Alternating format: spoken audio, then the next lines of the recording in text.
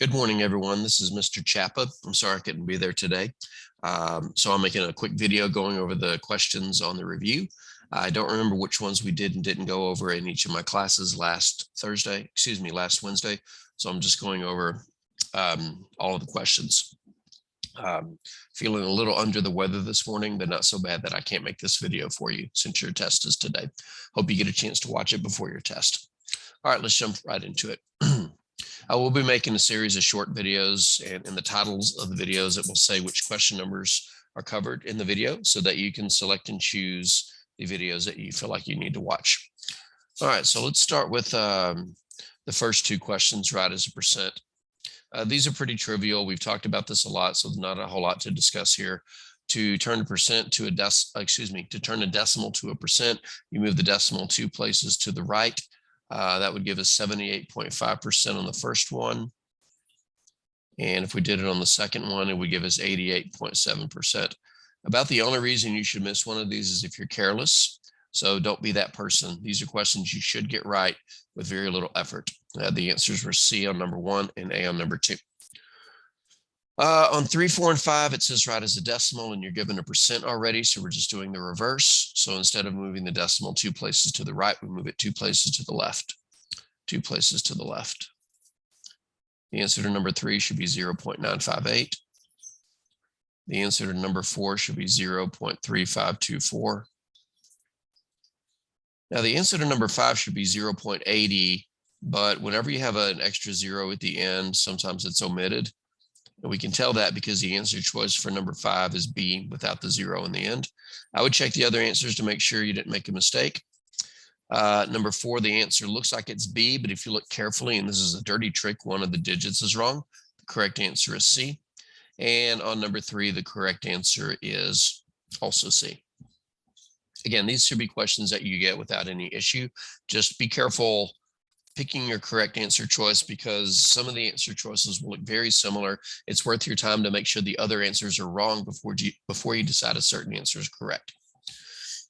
For 6, 7, and 8, and those will be the last problems in this video, solve the problem where appropriate round to the nearest tenth of a percent. So a percent with 1 decimal place. And all of these are about percent change.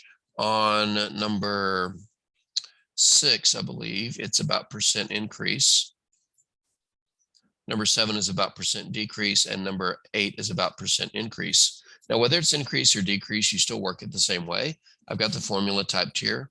It's going to be the amount that the value changed divided by the original value, and then multiply it times 100%. The times 100% move is kind of cosmetic.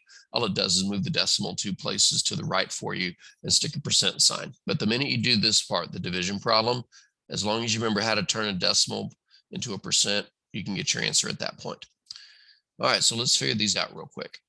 Number 6, we increase from 61 to 76 people. If we do 76 minus 61, we get a change of 15, and then we divide that by the original amount. It was originally 61 people, so divided by 61 equals. I'm going to go and multiply it by 100, so the calculator will move the decimal 2 places to the right for me.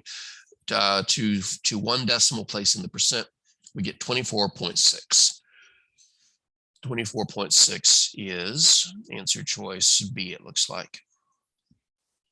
For 7, the price of a printer is reduced from 400 to 300, which is clearly a change in 100, but there's no shame in doing the subtraction problem in your calculator.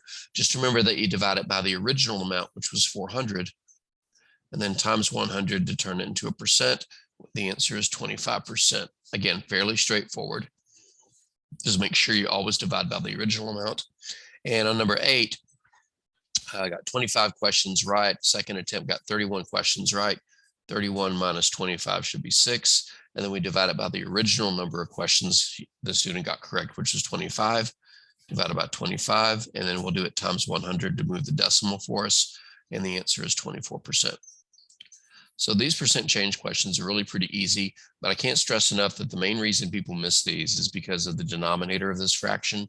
They will forget or incorrectly use the new value instead of the original value. Don't be that person.